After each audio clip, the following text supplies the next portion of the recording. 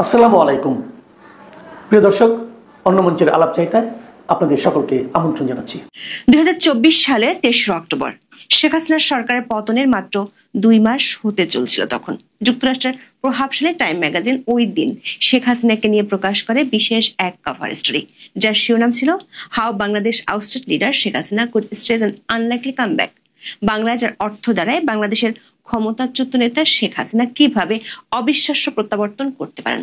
Time ম্যাগাজিনের সে সময়ের নিবন্ধটি সেভাবে দৃষ্টি কাড়েনি বাংলাদেশে, কারণ জুলাই আন্দোলনে শেখ হাসিনা সরকারের পতনের 2 মাস তখনও পার হয়নি। ডক্টর মোহাম্মদ ইউনূসের নেতৃত্বাধীন সরকার মধু চন্দ্রিমা উদযাপনে ব্যস্ত ছিল। তখন দেশ বিদেশের সংবাদ মাধ্যমে ছিল অধ্যাপক ইউনূসকে নিয়ে প্রশংসার বন্যা। জাতিসংঘ সাধারণ পরিষদ অধিবেশন উপলক্ষে নিউ ইয়র্ক যাত্রার মাধ্যমে খোলা হয় বিদেশ সফরের খাতা। এমন এক আনন্দঘন পরিবেশের মাঝে এমন খবর আলোচনায় আসবে না, সেটাই ছিল স্বাভাবিক। উল্টো সরকার সমর্থকরা শুরু থেকেই দাবি করছেন বাংলাদেশে আওয়ামী লীগ এবং শেখ হাসিনার অধ্যায় শেষ। তবে টাইমের 1 বছর আগের কভার স্টোরি দেয়া কিছু ইঙ্গিত মিলে যাচ্ছে বা মিলতে শুরু করেছে। আকস্মিকভাবে বিশ্ব মিডিয়ায় একের পর এক প্রকাশ হচ্ছে শেখ হাসিনার সাক্ষাৎকার, তাকে নিয়ে আবার হচ্ছে কভার স্টোরিও। বিবিসি বাংলা ইঙ্গিত হলো শুধু প্রিন্টেড সাক্ষাৎকার নয়, বাংলাদেশের ফেব্রুয়ারি নির্বাচনের আগে ভিডিও সাক্ষাৎকার প্রচার হলে অবাক হওয়ার কিছুই থাকবে না। তার চেয়ে বড় আশঙ্কার বিষয় হলো 1 বছরের মধ্যে বিশ্ব মিডিয়া প্রশ্ন তুলছে জুলাই অভ্যুত্থান ব্যর্থ কিনা। সাম্প্রতিক সময়ে আওয়ামী লীগের নিষেধাজ্ঞা ও অংশগ্রহণমূলক নির্বাচনের ইস্যু নিয়ে আন্তর্জাতিক নানা মহল থেকে চাপে আছে সরকার।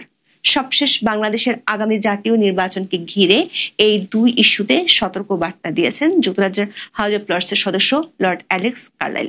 প্রশ্ন হলো, শেখ হাসিনার বিরুদ্ধে মামলার রায় যখন ঘোষিত হতে পারে এবং নির্বাচন যখন সন্নিকটে, তখনই শেখ হাসিনার এত সাক্ষাৎকার প্রকাশ হচ্ছে কেন?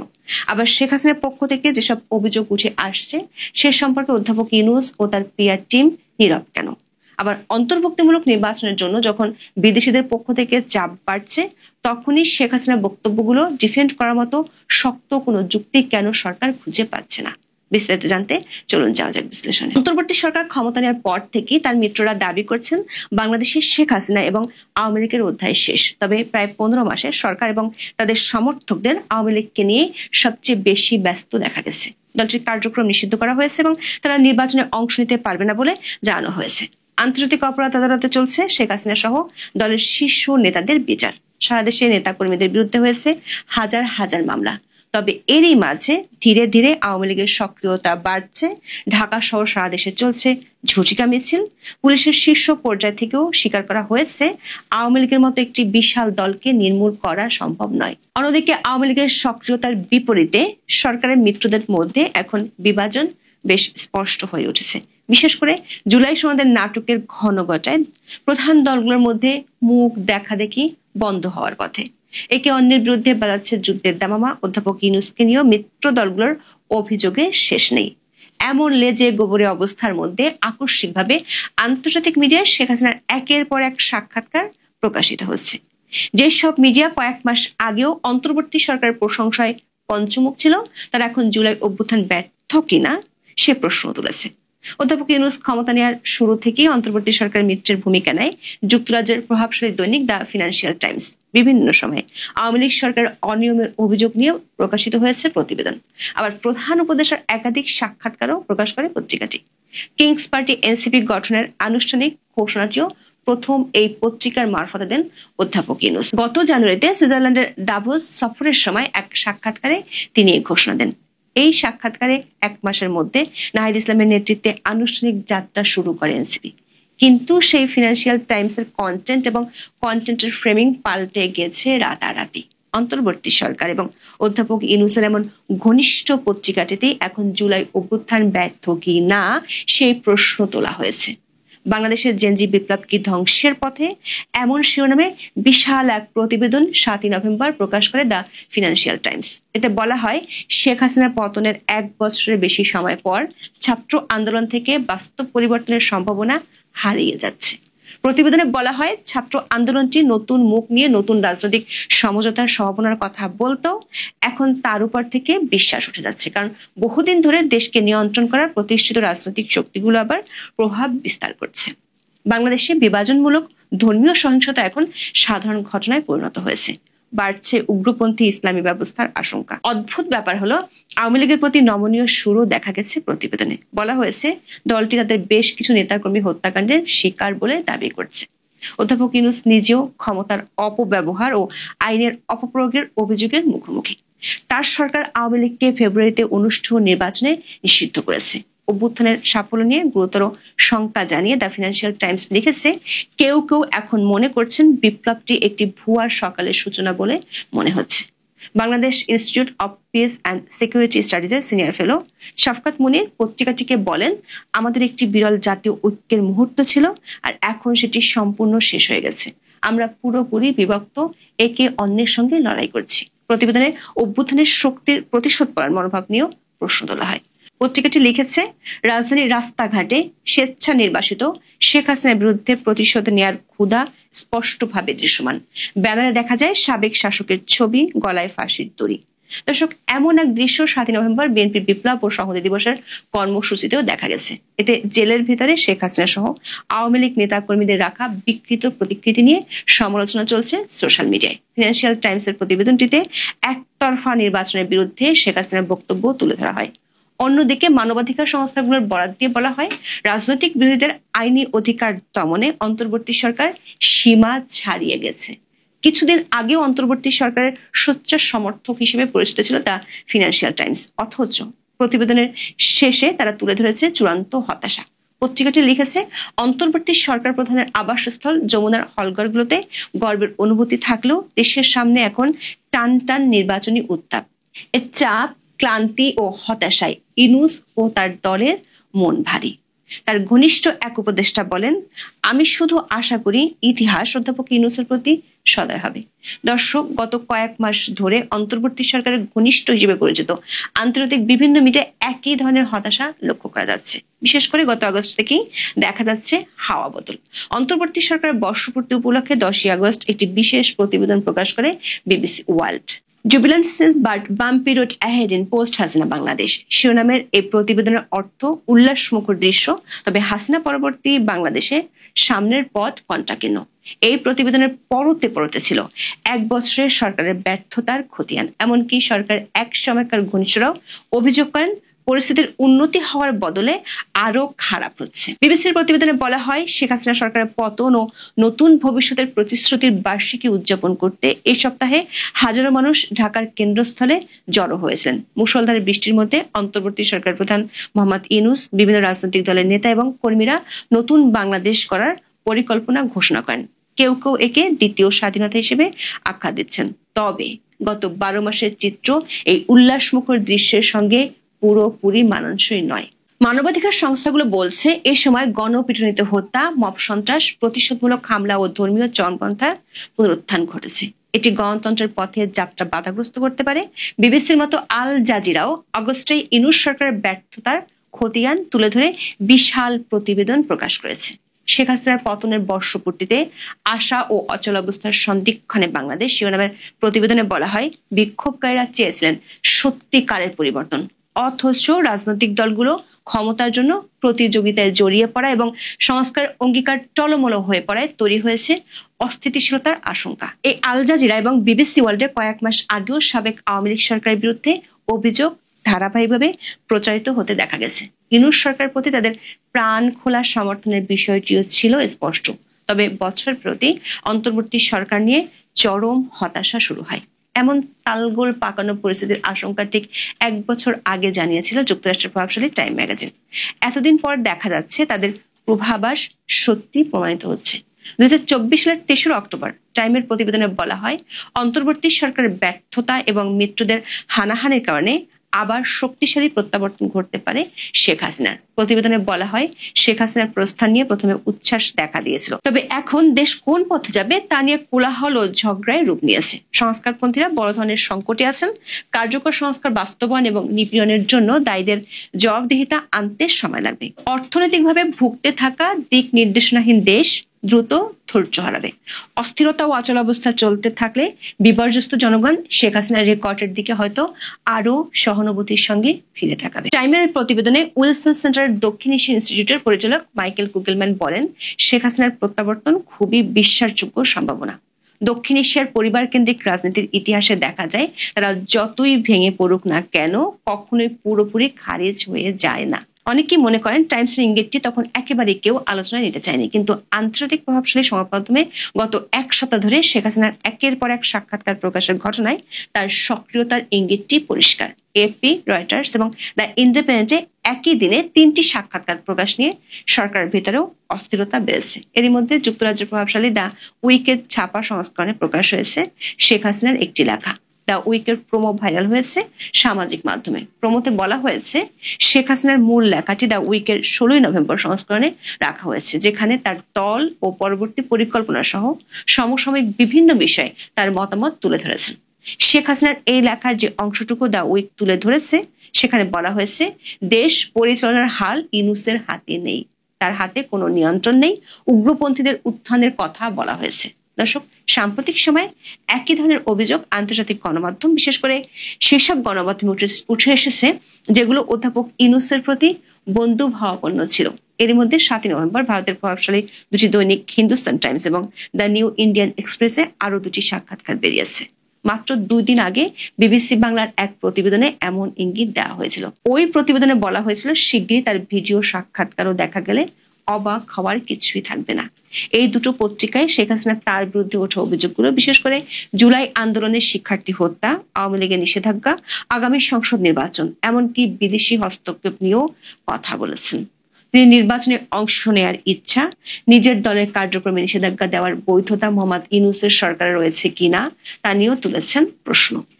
শেখ হাসিনা আগের 3টি সাক্ষাৎকারের মতো দাবি করেছেন, সরকার প্রধান হিসেবে জুলাই আন্দোলনের সময় নেতৃত্বের দায় তার উপর বর্তায়। তবে প্রাণহানির ঘটনা এড়ানোই ছিল তার উদ্দেশ্য। তিনি বলেছেন, নিরাপত্তা বাহিনীকে সরাসরি আদেশ বা নির্দেশ দিয়েছেন এমন ধারণা ভুল। সৎ মনোভাব নিয়ে সব পদক্ষেপ নেওয়া হয়েছে। প্রাণহানি নিয়ে জাতিসংঘের প্রতিবেদনের উপর এক প্রশ্ন জবাবে শেখ হাসিনা বলেন, অন্তর্বর্তী সরকার অপপ্রচার চালাতে জাতিসংঘের প্রতিবেদনকে প্রভাবিত করেছে। তিনি জাতিসংঘের রিপোর্টের তথ্যের সাথে সরকারি তথ্যের গড়মিলের কথা তুলে ধরেছেন। দ্য ইন্ডিয়ান এক্সপ্রেসকে দেওয়া সাক্ষাৎকারে নির্বাসিত আওয়ামী লীগ সভানেত্রী বলেছেন, তার দল আন্তরিকভাবে চায় আসন্ন জাতীয় সংসদ নির্বাচনে অংশ নিতে। তবে তিনি অভিযোগ করেন, বর্তমান অন্তর্বর্তীকালীন সরকার তাদের রাজনৈতিক কার্যক্রমে নিষেধাজ্ঞা দিয়ে রেখেছে। এই পদক্ষেপ গভীরভাবে অগণতান্ত্রিক এবং বাংলাদেশের সংবিধানের লঙ্ঘন। তবে ক্ষমতাচ্যুতিতে কোনো বিদেশি হস্তক্ষেপ ছিল কিনা এমন প্রশ্নের জবাবে শেখ হাসিনা কোনো মন্তব্য করেননি। দর্শক, শেখ হাসিনার ধারাবাহিক সাক্ষাৎকারের মধ্যে আন্তর্জাতিক বিভিন্ন সংস্থা ও গোষ্ঠী প্রশ্ন তুলছে আওয়ামী লীগের নিষেধাজ্ঞার বিষয়টি যৌক্তিক কিনা তা নিয়ে। সবশেষ গত 6 নভেম্বর বাংলাদেশের আগামী জাতীয় সংসদ নির্বাচনকে ঘিরে সতর্ক বার্তা দিয়েছেন যুক্তরাজ্য হাউস অব লর্ডসের সদস্য লর্ড অ্যালেক্স কার্নাইল। এক বিবৃতিতে লর্ড কার্নাইল বলেন, বাংলাদেশের বর্তমান পরিস্থিতি আন্তর্জাতিক মহলের জন্য গভীর উদ্বেগের বিষয়। 2024 সালের পর থেকে রাজনৈতিক অস্থিরতা একাধিক সংকট সৃষ্টি করেছে, যেগুলোর দ্রুত সমাধান প্রয়োজন। আবার এই বিবৃতি এমন সময় এসেছে যখন নিষিদ্ধ আওয়ামী লীগ আসন্ন ত্রয়োদশ জাতীয় সংসদ নির্বাচনে জাতিসংঘের কারিগরি সহযোগিতা বন্ধের আহ্বান জানিয়ে চিঠি দিয়েছে। এখন এই পর্যন্ত। সোজা আঙুলে যদি ঘি না উঠে তাহলে আঙুল বাঁকা করব, কিন্তু ঘি আমাদের লাগবেই। সোজা আঙুলে যদি ঘি না ওঠে আঙ্গুল বাঁকা করব, ঘি আমাদের লাগবেই। হুঁশিয়ারি শুনলে মনে হয় যেন 1971-এর দুঃস্বপ্ন ফিরে এসেছে। ঘি আমাদের লাগবেই। তাহলে প্রশ্ন দাঁড়ায়, এই ঘিটা আসলে কি, আর আঙুল বাঁকা করা মানেই বাকি? আর কার দিকে তাকিয়ে এমন হুমকি ছুড়ে দিলেন জামায়াত নেতা তাহের? আজকের বিশ্লেষণে আমরা খুঁজে দেখব এই রাজনৈতিক হুমকির ভেতরের কৌশল এবং এর কূটনৈতিক প্রতিধ্বনি, যা শুধু দেশের ভেতরেই নয় বরং বাইরে, বিশেষ করে ভারতের জন্য কতটা চিন্তার।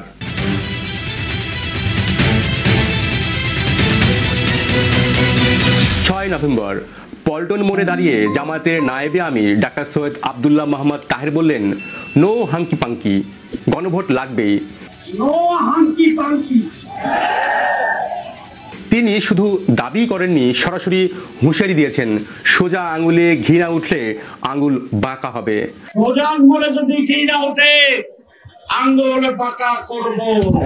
বাংলাদেশের রাজনৈতিক ভাষণে এটি নিছক এক প্রবাদ হতে পারত, কিন্তু তাহেরের বক্তব্যের ভেতরে ছিল এক বিপজ্জনক ইঙ্গিত, সংঘাত, চাপ সৃষ্টি, এমনকি আন্দোলনের নামে সহিংসতা। তাহের বললেন তারা এখনো নিয়মতান্ত্রিক পথে আছে, কিন্তু যদি তাদের দাবি না মানা হয় তবে তারা আঙুল বাঁকা করবে, অর্থাৎ নিয়ম ভেঙে আন্দোলন করবে। জামাতের মূল দাবি এখন জুলাই জাতীয় সনদ বাস্তবায়ন এবং জাতীয় নির্বাচনের আগে গণভোট আয়োজন। কিন্তু প্রশ্ন হচ্ছে, এই গণভোট আসলে কি নিয়ে এবং কেনই বা এখন? জুলাই সনদে বলা হয়েছিল বাংলাদেশে নতুন এক অংশগ্রহণমূলক রাজনৈতিক কাঠামো তৈরি করতে হবে, যেখানে দলগুলো, বিশেষ করে ইসলামী এবং জাতীয়তাবাদী জোটগুলো নতুন করে রাজনৈতিক বৈধতা পাবে। অর্থাৎ জামাত আসলে নিজেদের পুনর্বাসনের সঙ্গে সঙ্গে ক্ষমতায় যেতে চায়। এই ঘি মানে রাজনৈতিক বৈধতা যদি শান্তিপূর্ণভাবে না পাওয়া যায়, তাহলে তাহেরের ভাষায় আঙুল বাঁকা করে, অর্থাৎ সংঘাতের পথে যাওয়া। এটাই সেই হুঁশিয়ারি। বাংলাদেশের রাজনীতিতে জামাতের হুমকি নতুন কিছু নয়। 1971 সালেও তারা বলেছিল ভারত আমাদের শত্রু, পাকিস্তান আমাদের মিত্র। তখনও তারা ঘি চেয়েছিল, বাংলাদেশের স্বাধীনতাকে অস্বীকার করে ইসলামিক পাকিস্তানের ছায়াতলে থাকতে চেয়েছিল। কিন্তু ইতিহাস জানে সেদিন মুক্তিযোদ্ধা আর ভারতীয় মিত্রবাহিনীর হাতে জামাতের সেই স্বপ্ন ধূলিসাৎ হয়েছিল। আজ 2025 সাল, সেই একই শক্তি আবার বলছে ভারতের বিরুদ্ধে 50 লাখ যুবক যুদ্ধ করবে। এটা কি কেবল বক্তৃতার ভাষা, নাকি এর ভেতরে আছে এক নতুন সংঘাতের বার্তা? এই প্রশ্ন এখন শুধু রাজনৈতিক নয়, কূটনীতিকও। তাহেরের এই বক্তব্যের আগেও জামাত এবং তাদের সমর্থক গোষ্ঠী একাধিকবার ভারতকে অভিযুক্ত করে বলেছে বাংলাদেশের রাজনীতিতে হস্তক্ষেপ করছে এবং জুলাই বিপ্লব ব্যর্থ করতে কাজ করছে ভারত। এই বিবৃতির পেছনে দুটি উদ্দেশ্য কাজ করছে। এক, নিজেদের রাজনৈতিক ব্যর্থতাকে বিদেশি ষড়যন্ত্রে ঢেকে দেওয়া, এবং দুই, ভারত বিরোধী আবেগ উস্কে দিয়ে ইসলামপন্থী জনসমর্থন পুনরুদ্ধার করা। এটা শুধু একটি রাজনৈতিক কৌশল নয়, এটি একটি বিপজ্জনকও, যেখানে ভারতের বিরুদ্ধে যুদ্ধের কথা বলা হচ্ছে, আবার গণভোটের নামে দেশে উত্তেজনা তৈরি করা হচ্ছে। এভাবেই ঘির গল্পটা আসলে পরিণত হচ্ছে ঘৃণার রাজনীতিতে। তাহেরের বক্তৃতায় আরেকটি গুরুত্বপূর্ণ দিক হলো তার রাজনৈতিক মনস্তত্ত্ব। তিনি বলছেন, আপনাদের চালাকি বুঝি, চালাকির ভিত্তিতেই দাবি আদায়ের পন্থাও আবিষ্কার করব। এটি একটি স্পষ্ট বার্তা যে জামাত রাজনৈতিকভাবে সংলাপ নয়, সংঘাতের অস্ত্র বানাতে চায়। তারা এখনো বলছে তারা আলোচনায় রাজি, কিন্তু একই সাথে বলছে আঙুল বাঁকা করব। এটি আসলে এক ধরনের দ্বৈত কৌশল।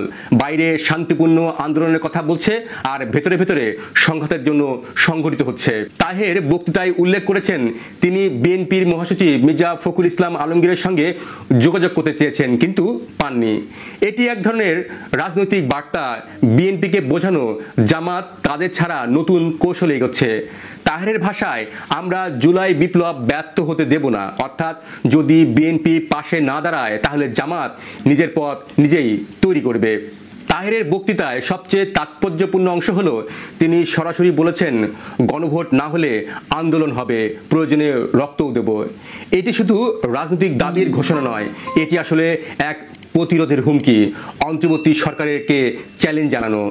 তিনি প্রধান উপদেষ্টা এবং প্রধান নির্বাচন কমিশনের নাম উল্লেখ করে বলেছেন, লেভেল প্লেইং ফিল্ড না হলে নির্বাচন ভণ্ডুল হবে। অর্থাৎ জামাত এখন রাজনৈতিক চাপ সৃষ্টির নামে প্রশাসনের উপরে চাপ দিচ্ছে। তাহেরের বক্তৃতায় রক্ত, শাহাদাত, বিপ্লব, যুদ্ধ, এই শব্দগুলো বারবার এসেছে। এই ভাষা কোনো গণতান্ত্রিক রাজনীতির ভাষা নয়, এটি একটি যুদ্ধ ঘোষণার মতো হুমকি। এমন বক্তব্য ধর্মীয় আবেগ উস্কে দেয় এবং সেটি জামাতের কৌশল, রাজনৈতিক দাবিকে ধর্মীয় সংগ্রামে রূপান্তর করা। ফলে গণভোটের দাবির আড়ালে তারা সমাজে এক ধরনের বিভাজন তৈরি করছে।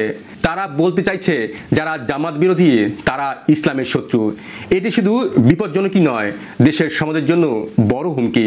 তাহেরের নো হাঙ্কি পাঙ্কি বক্তব্য হয়তো অনেকের কাছে নাটকীয় লাগতে পারে, কিন্তু এর ভেতরে লুকিয়ে আছে বাংলাদেশের ভবিষ্যৎ রাজনীতির বড় সংকেত। এটা শুধু একটি দলীয় দাবি নয়, এটি হলো অতীতের পুনরাবৃত্তি, যেখানে ধর্ম, রাজনীতি এবং ভারত বিরোধী উত্তেজনা মিলেমিশে এক নতুন সংঘাতের ছায়া তৈরি করছে। ঘি আমাদের লাগবেই। ঘি আমাদের লাগবেই, এই কথাটি কেবল বক্তৃতার ছন্দের নয়, এটি আসলে একটি মানসিক যুদ্ধের ঘোষণা। জামাত বলতে চাইছে, আমরা যে সুযোগ হারিয়েছি সেটি আবার ফিরে পাবো। আমরা যে ঘি খেতে পারিনি 1971-এ, 2025-এ এসে সেটি ফিরিয়ে আনবো। কিন্তু ইতিহাস খুবই নির্মম।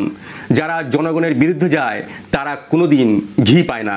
সেটি 71-এ হয়নি, আগামীতেও হবে না।